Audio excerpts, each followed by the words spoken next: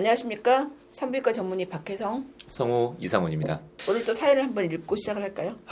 그래 볼까요? 산부인과 TV에 사연이 올라왔습니다, 선생님. 자, 한번 읽어볼게요. 네. 저는 68세입니다.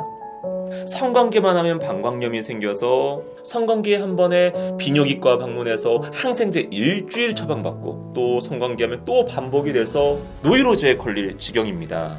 남편이 질내 사정을 하면 여지없이 방광염이 생기고 체외 사정을 하면은 이 방광염이 덜 생기는데 꼭 이걸 질환에 싸려고 하고 또 저는 오르가슴도 못 느끼고 아프기만 하니까 재미가 없어서 계속 피하게 됩니다. 선생님, 이 문제를 어떻게 하면 될까요?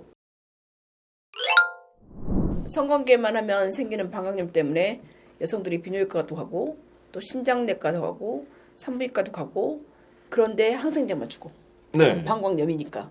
근데 해결이 안 돼요. 그렇게 해서 항생제 먹으면 속이 쓰려서 위장약 먹고 위장약 먹으면 또 속이 쓰려서 뭐 밥을 먹고 그래갖고 살이 한 10kg, 20kg 쪄갖고 오는 사람도 있고 네. 성관계 후에 갑자기 밤에 방광염이 너무 심해져갖고 응급실 가는 여성도 있고 네. 그다음에 호스피탈 쇼핑을 해갖고 병원을 여기저기 다 다녀갖고 치료가 안 돼갖고 저한테 오시는 분이 꽤 많은데 네네. 제니토 유리너리 신드롬 오브 메노포즈 폐경기의 비뇨생식기 증후군이라고 하거든요. 근데 이것이 생기는 이유가 에스트로겐 부족이에요. 그러니까 방광염이니까 염증 치료를 하는데 염증 치료 해봤자 그때뿐인 거예요. 에스트로겐을 보충해주지 않으면 치료가 안 돼요. 근치를 하려면 에스트로겐을 처방을 받아야 된다. 그렇죠. 그때 저번 시간 때 말씀해 주셨던 게 에스트로겐을 먹는 거 경구용도 있고 질정도 있고 또 그리고 뭐가 있었죠, 선생님? 젤도 있고 네네. 레이저도 있고 여러 가지가 있잖아요. 네. 어쨌든 에스트로겐을 보충해서 그러니까 요도, 방광, 그다음 질, 그다음에 자궁 이런 부분이 다 에스트로겐에 예민하고 에스트로겐 수용체가 많은 기관이에요. 맞아요. 그 얘기 들었죠. 네. 네네. 그래서 에스트로겐 보충해줘야지 좋아지는 거죠. 그렇죠. 그리고 이제 그로 인해서 생기는 만성 복합 증후군이거든요. 네. 그러니까 예를 들어 비뇨생식기에 이상이 생기면 성기능이나 인간관계, 삶의 질에 이제 영향을 미치는 거죠. 네. 이렇게 가벼운 증상부터 심한 증상까지 다양하기 때문에 이렇게 노이로제에 걸리는 여성도 와요.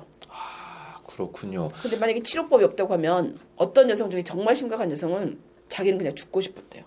남편 때문에 성관계를 안 할 수는 없는데 네. 하고 나면 이렇게 염증이 생기니까 항생제만 써고 안 되는 거죠. 그래서 여러 가지 접근이 동시에 필요한 거죠. 에스트로겐에 대한 개념, GSM에 대한 개념이 없으면 염증 치료 항생제만 쓰는 거죠.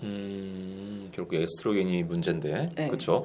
만약에 그런 문제가 생기기 전에 그러니까 부인과 전문의분들하고 이렇게 계속 맨날 이렇게 내원을 하시면서 점검을 받는 것도 좋은 방법이겠어요. 근데 이제 생각보다 에스트로겐이 원인이란 걸 모르는 사람도 많고, 네. 그다음에 그 개념이 없는 의사도 있고. 그래요. 그리고 이제 이게 폐경이나 음. 수술 후 폐경이 오는 사람 있잖아요. 네네네. 자궁 적출하고 난소 제거하고.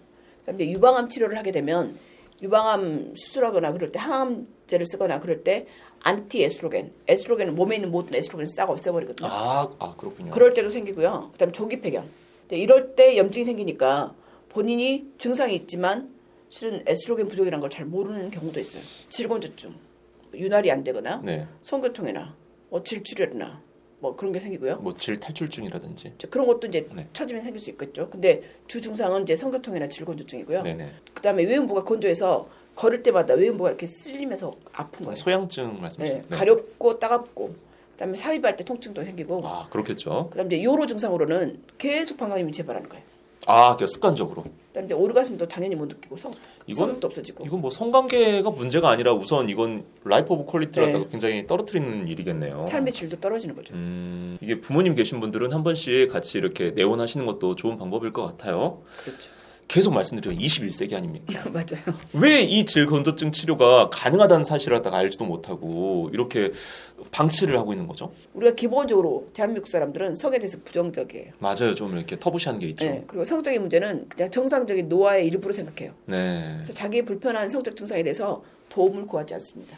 이 자연스러운 게 아니라 이건 질환인데요. 그렇죠? 질환인데 질환인 걸 모르고 그냥 살아도 된다고 생각하거나 뭐 남편이 그렇게 하지 않아도 월급 갖다 주는데 내가 굳이 안 해도 되지 이렇게 생각하는 거죠. 그렇군요. 이렇게 성관계 후에 생기는 방광염 치료 그러면 어떻게 해야 될까요?